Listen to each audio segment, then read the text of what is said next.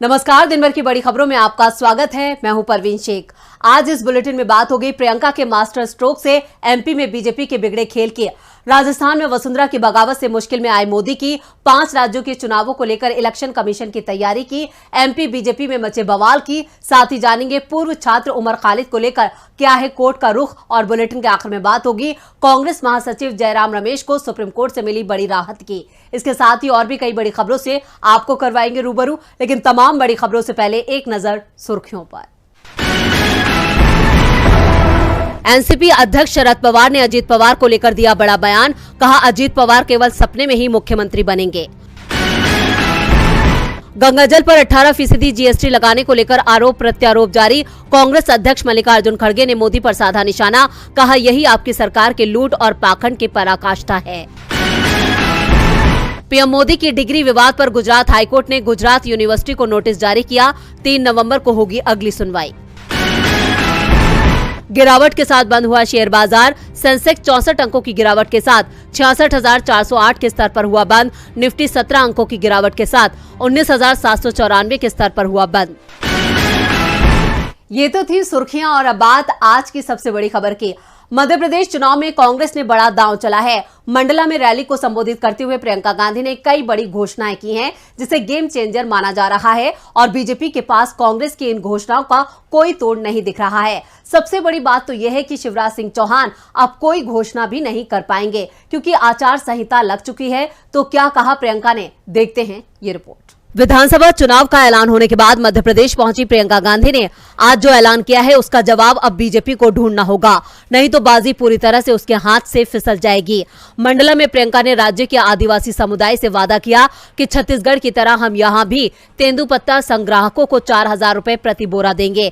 इसके साथ ही प्रियंका ने एक गेम चेंजर घोषणा की है, इसका नाम पढ़ो और पढ़ाओ योजना है। प्रियंका ने कहा कि कांग्रेस सरकार में जो ये पढ़ो और पढ़ाओ योजना है, इसके तहत कक्षा 1 से कक्षा 8 तक 500 रुपए हर महीने मिलेंगे।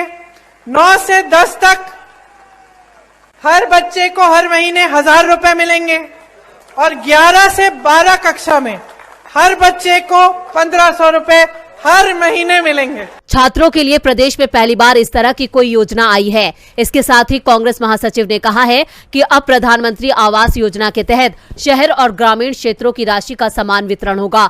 उन्होंने गैस सिलेंडर को लेकर कहा कि बीजेपी की तरह हम सिर्फ महिलाओं को 500 रुपए में गैस सिलेंडर नहीं देंगे, हम हर परिवार को 500 रुपए में गैस सिलेंडर देंगे। बीजेपी ने तो चुनाव आया तो गैस सिलेंडर के दाम कम किए, लेकिन हमारी तो जहाँ भी सरकार है वहाँ 500 रुपए में गैस सिलेंडर कांग्रेस की सरकार दे रही है। प्रियंका ने और भी कई घोषणाएं की, लेकिन उनकी पढ़ो और पढ़ाओ योजना को गेम चेंजर माना जा रहा है। प्रियंका ने तो एमपी में पूरी बाजी ही पलट दी है। इधर राजस्थान में वसुंधरा भी बाजी पलटने के मूड में है।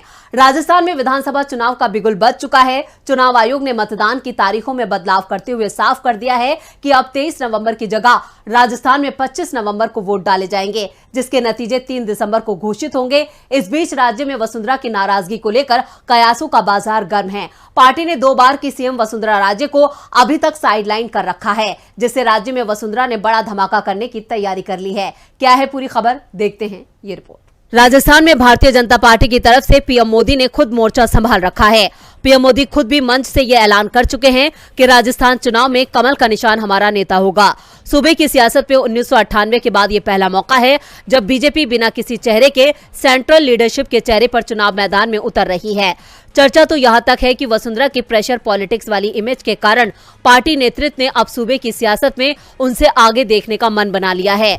दिया कुमारी की दिल्ली में जिस तरह से धाक बढ़ी है, राजस्थान में धमक बढ़ी है। कहा यह भी जाने लगा है कि महारानी का विकल्प महारानी हो सकती है। सांसद दिया कुमारी को जयपुर की विद्याधर नगर सीट से टिकट देकर वसुंधरा के करीबी और विधायक नरपत सिंह राजवी का टिकट काटा गया है।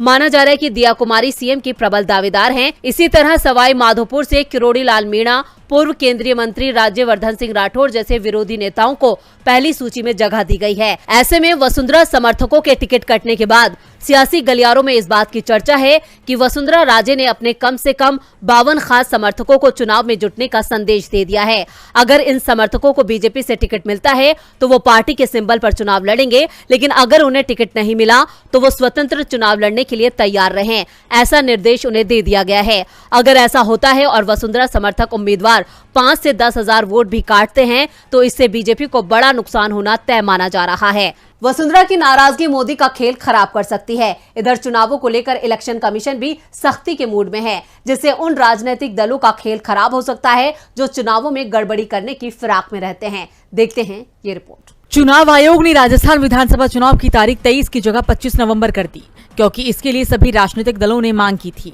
और अब मिजोरम से जो मांग आई है उसने आयोग को मुश्किल में डाल दिया है। दरअसल सभी 5 राज्यों में काउंटिंग 3 दिसंबर को होना है और मिजोरम के राजनीतिक दल इस तारीख को बदलवाना चाहते हैं।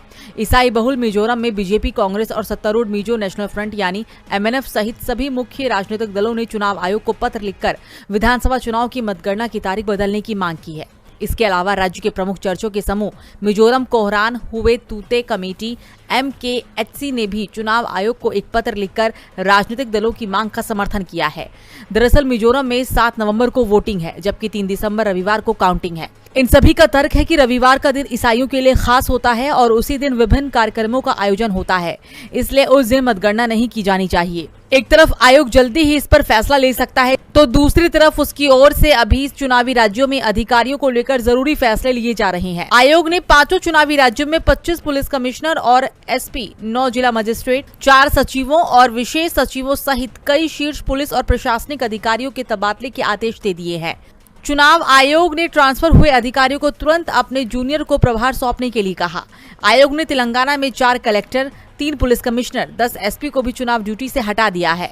आयोग ने कहा कि स्वतंत्र और निष्पक्ष चुनाव के चलते इन अफसरों का तबादला किया गया है। इसके साथ ये भी कहा गया है कि ट्रांसफर किए गए अधिकारियों को 5 दिसंबर को चुनाव प्रक्रिया पूरी होने तक किसी भी प्रकार का चुनावी काम नहीं दिया जाएगा। इलेक्शन कमीशन ने अपने तेवरों से साफ कर दिया है कि इस बार चुनाव निष्पक्ष होंगे। वहीं MP बीजेपी की बगावत ने भी साफ कर दिया है कि राज्य में उसे बड़ा नुकसान उठाना पड़ सकता है। मध्य प्रदेश में जब से बीजेपी प्रत्याशियों की सूची जारी हुई है तब से विरोध थमने का नाम नहीं ले रहा है। बुंदेलखंड अंचल में इस्तीफों का दौर शुरू हो चुका है। अब बीजेपी को महाकौशल में बड़ा झटका लगा है। मध्य प्रदेश में विधानसभा चुनावों के लिए 17 सितंबर को वोटिंग होनी है। एक ही चरण में सभी 230 विधानसभा सीटों पर मतदान कराया जाएगा और चुनाव के नतीजे 3 दिसंबर को सामने आएंगे। अब सत्ता की चाबी मतदाताओं के पास है। उसे फैसला करना है कि कौन सी पार्टी 5 साल तक प्रदेश में सरकार चलाएगी। पिछले 4 दशकों की तरह इस बार भी मुकाबला बीजेपी और कांग्रेस के बीच तय माना जा रहा है। बीजेपी अभी तक 136 सीटों पर अपने उम्मीदवारों के नाम तय कर चुकी है और ये भी कह सकते हैं कि उम्मीदवारों के नाम तय करने की जल्दबाजी ने बीजेपी को परेशानी में डाल दिया है। दरअसल बीजेपी की चौथी लिस्ट में मौजूदा विधायक संदीप जायसवाल को कटनी मुंडवारा विधानसभा से प्रत्याशी घोषित किया गया है। संदीप जायसवाल को फिर से टिकट देकर प्रत्याशी बनाए जाने का विरोध का सिलसिला भी लगातार जारी है। कई बागी नेता निर्दलीय चुनाव लड़ने की तैयारी में है। इन तमाम खबरों के बीच अब बीजेपी राज्य में 5वीं लिस्ट भी जारी करने की तैयारी में है और ये संकेत मिल रहे हैं कि इस लिस्ट के जारी होने के बाद बीजेपी में जबरदस्त बगावत देखने को मिल सकती है। राज्य के गृह मंत्री नरोत्तम मिश्रा ने इसके संकेत भी दे दिए हैं कि अगली सूची में कुछ बड़ा होगा। खबर है कि बीजेपी 25 से 30 मौजूदा विधायकों के पत्ते काट सकती है और अगर ऐसा होता है तो बीजेपी में फिर बड़ी बगावत हो सकती है, जिसे थामना पार्टी के लिए बेहद मुश्किल होगा। बीजेपी में मचे इस बवाल से बीजेपी को कितना नुकसान होगा ये चुनाव के नतीजे तय करेंगे। इधर जेल में बंद JNU के पूर्व छात्र उमर खालिद के कीमती वक्त का भी काफी नुकसान हो चुका है। आज उमर खालिद की जमानत याचिका पर दिल्ली की कोर्ट में सुनवाई हुई तो क्या कुछ हुआ सुनवाई के दौरान कोर्ट में, देखते हैं ये रिपोर्ट। दिल्ली टकराव में साजिश करने के आरोप में पूर्व JNU स्कॉलर और एक्टिविस्ट उमर खालिद घिरे हुए हैं। खालिद सितंबर 2020 से सलाखों के पीछे हैं। इसी के तहत सुप्रीम कोर्ट ने समय की कमी का हवाला देते हुए उमर खालिद की जमानत याचिका पर सुनवाई स्थगित कर दी। आपको बता दें कि जस्टिस बेला त्रिवेदी और जस्टिस दीपांकर दत्ता की पीठ खालिद की विशेष अनुमति याचिका पर सुनवाई कर रही थी, जिसमें पिछले साल उसे जमानत देने से इनकार करने के दिल्ली हाई कोर्ट के फैसले को चुनौती दी गई थी। खालिद की तरफ से पेश हुए सीनियर एडवोकेट कपिल सिब्बल ने कहा वो एक युवा छात्र है, PhD डिग्री होल्डर है, 3 साल से जेल में बंद है, ये चल रहा है। कपिल सिब्बल ने कहा कि अभी आरोप तय होने की कोई संभावना नहीं है, आप उसे कब तक वहां रखेंगे। सिब्बल ने कहा कि 20 मिनट में साबित हो सकता था कि ये कोई मामला ही नहीं है। तो वहीं ASG ने कहा कि CRPC की धारा 207 का आवेदन 2 साल तक चला, जिसके जवाब में सिब्बल ने कहा कि मामले में 5 पूरक आरोप पत्र दाखिल किए गए हैं। उन्होंने ये भी कहा कि मामले में 3 सह आरोपियों को दिल्ली हाईकोर्ट ने जमानत दे दी है, जिसकी पुष्टि सुप्रीम कोर्ट ने की थी। ऐसे में खालिद को जमानत मिलनी चाहिए, लेकिन कोर्ट ने कोई फैसला नहीं दिया और कार्रवाई को 1 नवंबर तक के लिए स्थगित कर दिया। उमर खालिद को कोर्ट से काफी उम्मीदें हैं। अब देखना होगा कोर्ट उमर खालिद को लेकर कब राहत देता है। इधर उड़ीसा में हुए बालासोर ट्रेन हादसे को अभी लोग भूल भी नहीं पाए थे कि एक और ट्रेन हादसे ने लोगों को झकझोर कर रख दिया है। इस हादसे ने केंद्र सरकार को सवालों के घेरे में ला दिया है। पूरा विपक्ष सरकार से सवाल पूछ रहा है कि आखिर किस वजह से देश में एक के बाद एक रेल हादसे हो रहे हैं। बिहार में एक और रेल हादसे ने सभी को हिला के रख दिया है। दरअसल बक्सर से रवाना होने के बाद नॉर्थ ईस्ट एक्सप्रेस देर रात 9:45 पर रघुनाथपुर स्टेशन पर हादसे का शिकार हो गई। ट्रेन की करीब 21 बोगियां बेपटरी हो गई। हादसे में 4 लोगों की जान चली गई। 100 से ज्यादा लोग अस्पताल में इलाज करा रहे हैं। दूसरी ओर इस मामले को लेकर विपक्ष ने मोदी सरकार को सवालों के कटघरे में खड़ा कर दिया।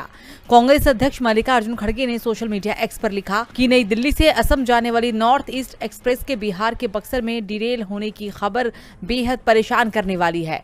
कांग्रेस के कार्यकर्ताओं से अनुरोध है कि पीड़ितों को हर मुमकिन मदद पहुंचाएं। जून 2023 की बालासोर रेल दुर्घटना के बाद ये डिरेल होने का दूसरा बड़ा हादसा है। रेल मंत्रालय व केंद्र सरकार की जवाबदेही तय होनी चाहिए। तो वहीं बिहार के सीएम नीतीश कुमार ने लिखा कि आपदा विभाग की ओर से लगातार हादसे के वक्त से ही मॉनिटरिंग की जा रही है। घटनास्थल पर पहुंचकर हर संभव घायल यात्रियों को अस्पताल पहुंचाने और सुविधा मुहैया कराने के लिए कार्य किया जा रहा है।